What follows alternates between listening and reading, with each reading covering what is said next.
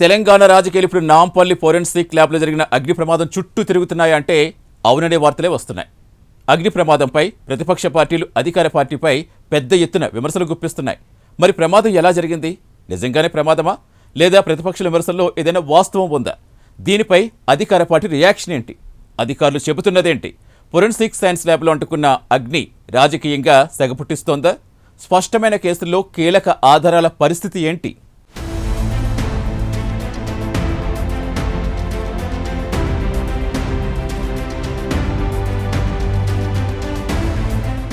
ఇటీవల నాంపల్లిలో ఉన్న forensic lab అగ్ని ప్రమాదానికి గురైంది. ఈ అగ్ని ప్రమాదం చుట్టూ పొలిటికల్ రచ్చ నడుస్తోంది. ఈ ల్యాబ్లో అనేక కేసులకు సంబంధించిన కీలక ఫైల్స్ ఉన్నాయి. గతంలోని ఓటుకు నోటు కేసు ఫైల్స్ నుండి ఇటీవలే విచారణ జరుగుతున్న ఫోన్ ట్యాపింగ్కి సంబంధించి సేకరించిన ఆధారాలన్నీ ఈ ల్యాబ్లోనే ఉన్నాయి. అయితే అనేక ఫైల్స్ మంటల్లో కాలిపోయినట్టు పెద్ద ఎత్తున వార్తలొచ్చాయి. నాంపల్లిలో అగ్ని ప్రమాదం జరిగిన వెంటనే వచ్చిన వార్తలో ఫోన్ ట్యాపింగ్ కేసుకి సంబంధించిన ఫైల్స్ అందులోనే ఉన్నాయి. అవి కూడా ప్రమాదంలో మొత్తం కాలిపోయాయనే వార్తలొచ్చాయి. కానీ ప్రతిపక్షాలు మాత్రం అధికార పార్టీపై విమర్శల బాణాలెక్కుపెట్టాయి.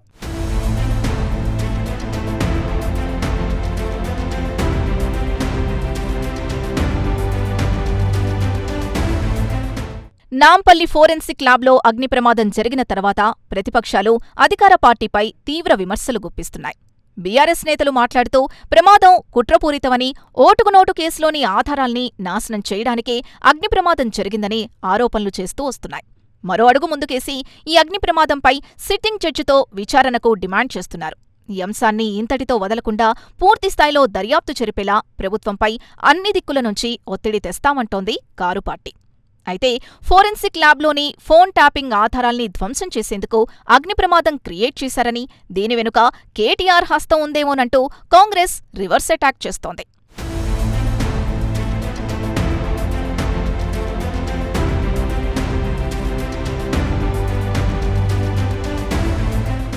ఇక బీఆర్ఎస్ వర్షన్ ఇలా ఉంటే, బీజేపీ నేతలు మాత్రం బీఆర్ఎస్, కాంగ్రెస్ కుమ్మక్కయ్యారని ఆరోపిస్తున్నారు. అలాగే వారు సాగించిన అవినీతి, అక్రమాల కేసుల నుంచి పరస్పరం కాపాడుకునే ప్రయత్నం చేస్తున్నాయని ఆరోపణలు చేస్తోంది. ఈ రెండు పార్టీలు ఒకరిని ఒకరు సేవ్ చేసుకునే ప్రయత్నంలో గేమ్ ఆడుతున్నాయని, పూర్తిస్థాయి దర్యాప్తు జరగాల్సిందేనంటూ డిమాండ్ చేస్తోంది బీజేపీ.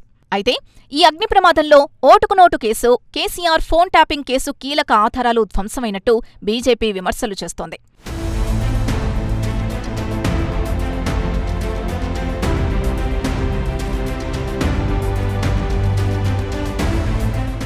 అయితే అధికారులు మాత్రం ఫోన్ ట్యాపింగ్కి సంబంధించిన 7 మెటీరియల్స్ మాత్రమే కాలిపోయాయని, అవి కూడా రిట్రైవ్ చేస్తున్నామని అంటున్నారు.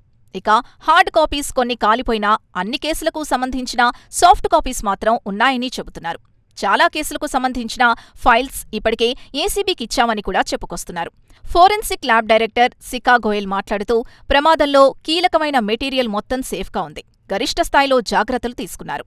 అగ్ని ప్రమాదం జరిగిన వెంటనే తనకు ఎఫ్ఎస్ఎల్ ఉద్యోగి సమాచారం అందించారని, ఫైర్ ఎక్స్టింగ్విషర్లు వాడారని తెలిపారు. ఈ ప్రమాదం జరిగిన తర్వాత పోలీసులు కేసు నమోదు చేసి దర్యాప్తు చేపట్టారని, షార్ట్ సర్క్యూట్ కారణంగానే ప్రమాదం జరిగినట్టు అధికారులు అంచనా వేస్తున్నారని తెలిపారు.